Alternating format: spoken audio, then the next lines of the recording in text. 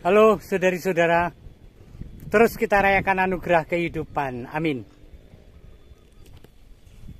Natal sudah hampir tiba, 3 hari lagi. Dan lihat, kemarau masih panjang.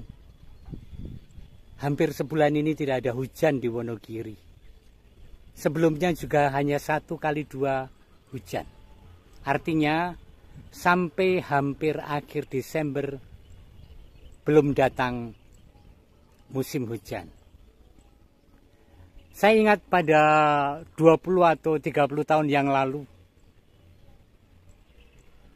musim kemarau yang sangat panjang seperti ini tragedi bagi bukan hanya petani, tetapi penduduk-penduduk yang tinggal di pegunungan kapur seperti Wonogiri, Wonosari, Pacitan, dan seterusnya.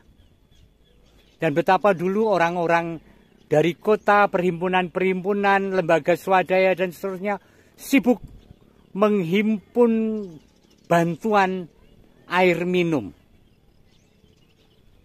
Bedanya dengan sekarang, karena sudah banyak penghijauan, karena juga sistem pengairan sudah baik, karena sudah punya cadangan yang lebih banyak, karena sistem yang baik, kemudian sambat bahwa sana-sini kekurangan air jauh berkurang. Dan ini adalah kegembiraan dan ini adalah kemajuan bersama Indonesia tercinta. Saya ada di tepi Waduk Tandon di Wonogiri.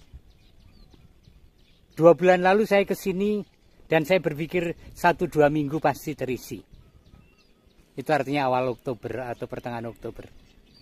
Dan sampai hari ini Anda bisa melihat di belakang saya tanpa air, kering. Saya mengajak Anda untuk berdoa, memohon kepada Tuhan supaya segera menurunkan hujan. Karena juga ada cerita ladang-ladang yang karena hujan 1-2 kali lalu mulai ditanam, jagung dan palawija akhirnya kering kembali. Harapan pupus lagi. Saya masih akan berkeliling hari ini, biasa dengan sepeda yang mengantarkan saya kemana-mana. Yuk, kita lanjutkan. Keep sehat, kita sambut Natal dengan stamina yang terbaik. Tuhan memberkati.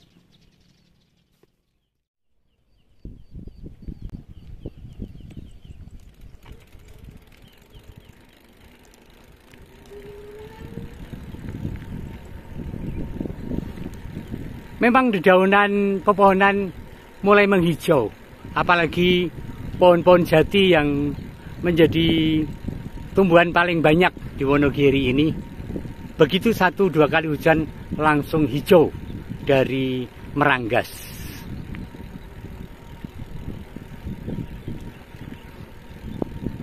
Ada air sedikit ternyata.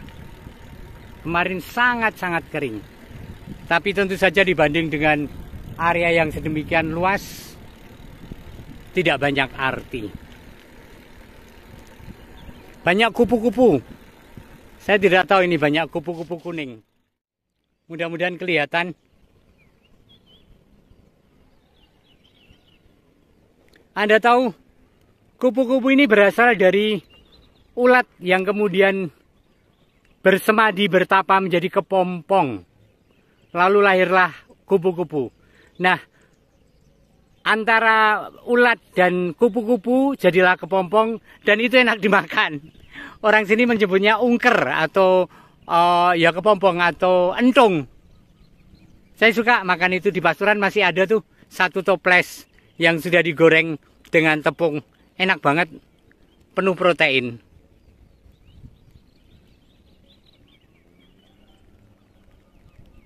Indah ya pemandangannya ya.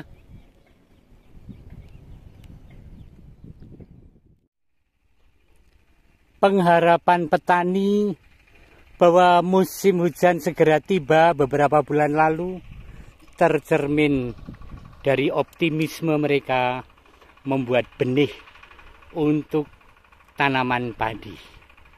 Dan sekarang benih itu mengering. Dan nanti kalau hujan harus membuat benih lagi. Karena sudah terlanjur apa ya, katrak ya, tidak subur lagi kalau ditanam. Dan Anda lihat ladang sangat kering, padahal ini adalah sawah untuk tanaman padi. Ya, kemarau panjang. Saya akan menuju ke atas sana.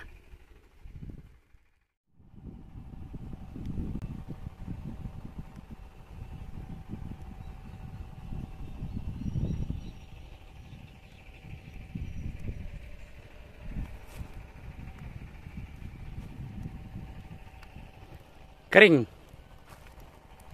Dan ini jam 11 seperempat, jadi sangat panas.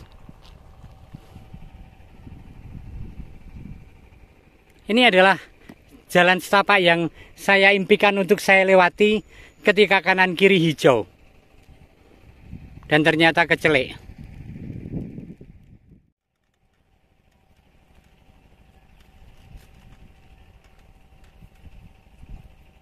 Saudari-saudara, saya sebenarnya ingin sharing tentang Natal nih. Jadi ada seorang pastor Filipina, saya melihat di YouTube, tapi karena matahari sangat terang sudah saya polkan terangnya tetap tidak mampu untuk melihatnya. Ada seorang pastor yang hidup di Palestina, dia orang asli Palestina. Jadi ini catatan bahwa Palestina itu juga ada orang-orang Katoliknya dan sangat berperan dalam konteks mediasi dengan para pihak. Dan di Israel orang Kristen, orang Katolik itu juga kelompok yang teraniaya. Ini catatan pertama. Nah, pastor itu karena ngasto paroki di Palestina, ketika berpikir tentang Natal, kemudian mengungkapkan rasa solidaritasnya dengan keadaan yang hancur berantakan, sehingga membuat palungan itu tidak di tempat yang tempat pakan, tetapi bayi Yesus itu diletakkan di batu-batu reruntuhan bangunan karena serangan Israel. Menarik. Kemudian pohon Natalnya itu bukan pohon pinus atau pohon cemara, tapi pohonnya itu pohon kalau tidak zaitun, ya pohon zaitun. Dan dia mengungkapkan Yesus, Tuhan yang menjadi manusia dan tinggal di antara orang-orang lemah dan teraniaya. Itu yang kita rayakan dalam Natal nanti. Itu mengetuk hati saya, bukan hanya sekedar bahwa secara simbolik membuat hiasan Natal entah gua atau pohon itu lebih menyatakan solidaritas dengan kelompok tertentu, terutama atas dasar kemanusiaan mereka teraniaya. Ada banyak gereja yang membuatnya dari barang bekas. Itu juga menyatakan solidaritas. Tetapi saat ini adalah isu tentang Palestina yang secara kemanusiaan teraniaya. Kita tidak sedang memihak Israel atau Palestina. Kita memihak kemanusiaan karena Tuhan Yesus datang untuk menyelamatkan manusia. Dari mana asalnya, ataupun warna kulit, atau agama, atau apapun, tidak dihitung oleh kedatangan Tuhan Yesus yang memberi keselamatan.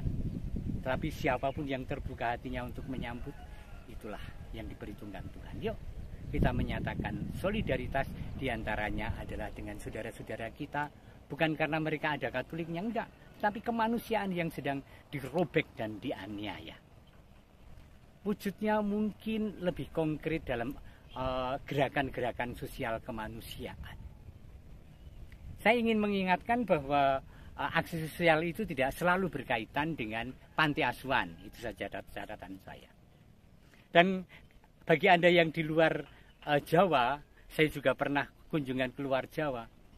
Panti asuhan Jawa dan luar Jawa itu fasilitasnya sangat berbeda. Maka ketika orang bertanya, Romo carikan panti asuhan, saya tunjukin yang di luar Jawa dengan catatan, kamu tidak ingin merepotkan kan? Kamu tidak ingin bahwa mereka menari-nari di hadapanmu lalu kamu memberi makan, kan? Kalau kamu komitmen dengan ini, kirimkan bantuan ke alamat ini. Yuk kita rayakan Natal dengan penuh solidaritas, karena kehadiran alam menjadi manusia adalah solidaritasnya pada manusia yang kasihan deh lu, gitu loh seolah-olah. Oke, kita rayakan anugerah kehidupan. Di tengah terik saya akan meneruskan sepedaan saya. Tuhan memberkati Anda dan keluarga. Ciao.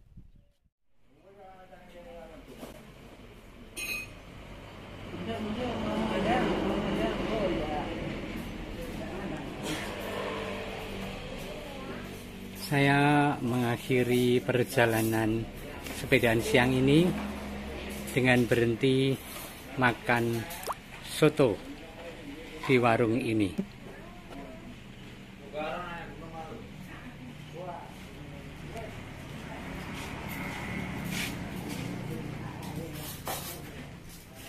Ini warung ini jauh dari tetangga, ada di lereng Gunung Batu yang dibelah untuk membuat jalan.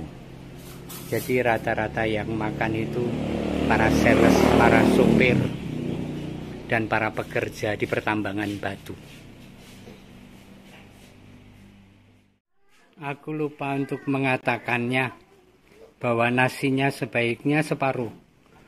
Saya baru sekali ke sini tetapi menduga bahwa pasti porsinya banyak dan memang benar. Baiklah, kita nikmati.